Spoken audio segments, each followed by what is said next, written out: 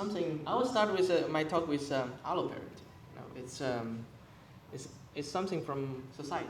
It's a kind of cares that given to kids beyond just their parents, and it's a behavior that is very common to humans, and it is basically part of a life. So it takes about 10 months to give a birth to a kid, and during that 10 months, the parent owns the kid fully. But once they're born, they're not ours anymore. Of course, the parents give the care to the kids, but they also receive care from grandparents, the friends, and then they go to daycare. They receive cares and input from daycare, and later on in the school as well. For example, the healthcare system from the country, right? And I'm not here to talk about kids, of course. I'm here to talk about your research babies. That's the paper. So similar to the producing and the kind of procedure producing a kid, you take months, even years, to work on your research project. And end of your project, you have your finally scientific paper. And the same way, your paper benefits from multiple inputs and also contributes to the other inputs. So your colleagues, you get help from your colleagues, your paper will help them later on. The taxpayers, for example, most of the research is actually funded by taxpayers' money, right? And also from the policymakers that will provide the environment for this project and the research output. And data provider, in this case, in our case, is OpenSky, And in the domain of aviation, perhaps you will get input from air traffic controllers, also provide solutions for them. So once your paper is out there, it's not yours anymore. It's no longer your own baby. It belongs to everyone. And what do you do with it? Normally we go from this top journal publishers, and Elsevier has, air transportation, A, B, C, D, E, F, G, H, so many of them. There's other like journals, for example, IEEE, LAA, Journal of Aircraft, Journal of Aircraft Information System, Journal of Aircraft, something else. But the problem with all these journals is that they're mostly closed source. So this is like really the first barrier. Someone has to pay to read a lot of these papers. Luckily, there are already some initiative like PLOS, MDPI, which offers slightly better solutions. So you let people read the paper without paying it. But then the burden becomes, the authors has to pay a huge amount of fees, thousands of euros, getting paper published. But this is not really this is where we are right now, right? So do you see any problem here? So I want to do a raise of hand about the kind of problem that you encounter day to day. So can you raise your hand if you are working with papers daily, weekly? Then you read papers, you write papers. Yeah, wow, almost everyone in the audience. Please keep your hand up. How many of you had a problem of accessing a nice paper that you want and you cannot get it? You have to ask people around, Yeah, from abstract, let's say. How many of you have a problem after you get the paper? How many of you have a problem with reproducing the result because it's an interesting result, but you cannot reproduce it? The hands are still up. How many of you have ever struggled getting the data from the paper? Yeah, wow. So you see, this is kind of the problem that we all face day to day. It's really about transparency. Really, not only about getting paper. We're not even talking about that. We can go to Sci-Hub. Okay, maybe I shouldn't mention, but you can do that. You can ask your colleagues, ask the authors. But once you get a paper, there's still a long way to go to get really the result that you wanted and to make it benefit for you. So, yeah, that's actually what we're talking here. In fact, you don't have only one baby, you have 3 babies. It's a bit scary in real life if I tell you have more babies than you thought. But in research, we have 3 babies. The first one is paper. And then it's about the data, that how you use to produce a paper. And it's also the tools that you use to produce the result, analyze your methodologies, for example.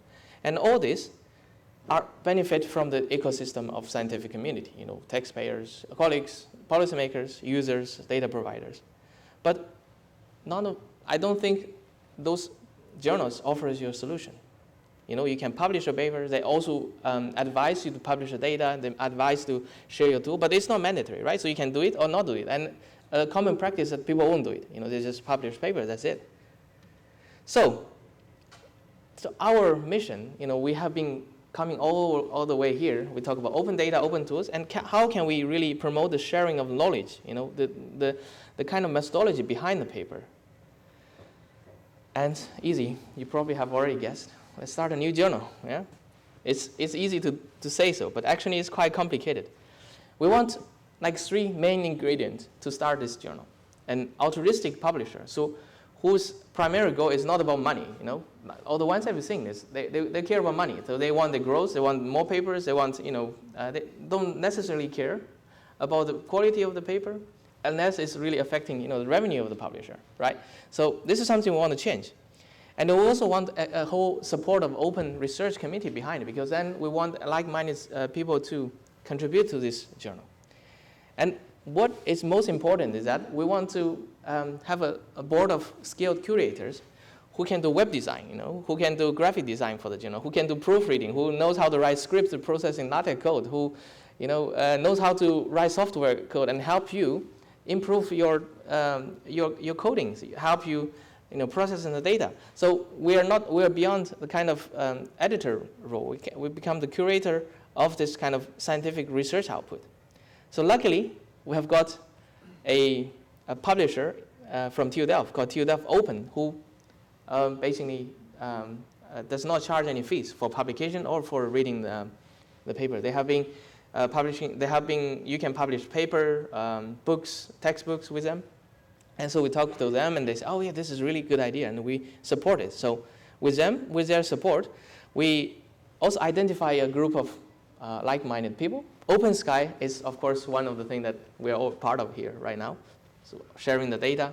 And then the GitHub is another thing. I probably know most of you that I know through GitHub the first time. I remember Xavier sent me the email because he was we were talking on GitHub first. So this is really a kind of place that we can meet people online and then having further discussion about research. So we have all these ingredients. The last one is really a board of skilled curators. So last year, at least a year ago, I talked with Martin and Xavier, who was also enthusiastic about this idea. And I know that Xavier probably one of the best person with Python in this whole room.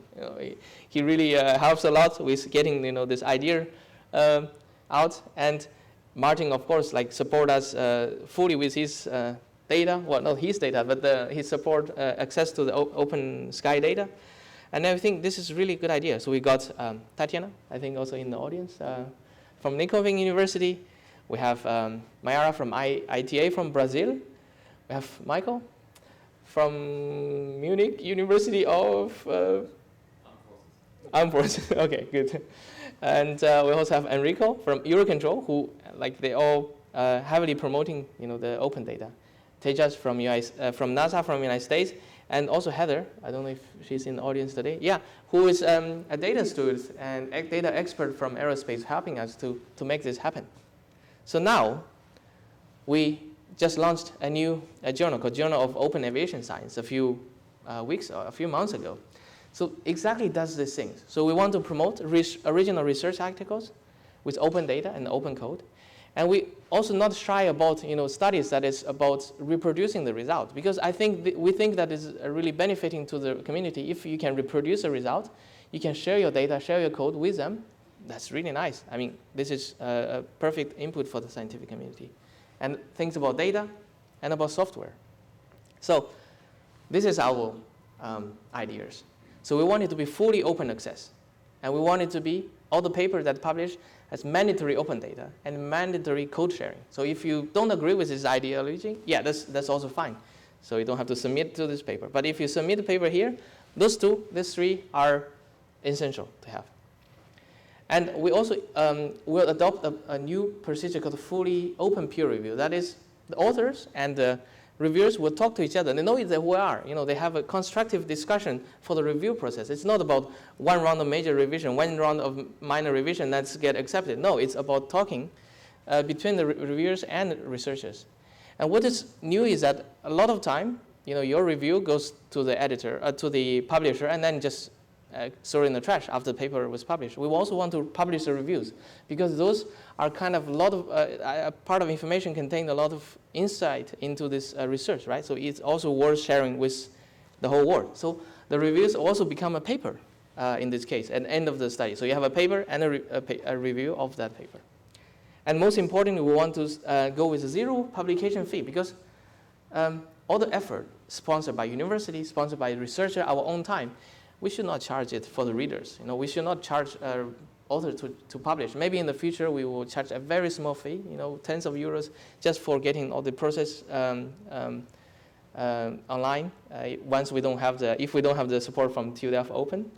So all these are kind of ideas that we put in place. And if you are interested in knowing more, you can go to our website to have a look. Is it too radical? I think yes, it is radical, and we really need some radical, thoughts to promote open science, and I think that's the full idea about it. So, yeah, this is the URL, and this is a QR code to the Open Science Journal of Open Aviation Science, and we just started. We have not received any paper yet. We will be starting inviting paper from the Open Sky Symposium and a wide community of aviation to join us. And I hope that with the effort together, we could make the research more reproducible, for the future researchers. Thank you very much. And yeah, that's it.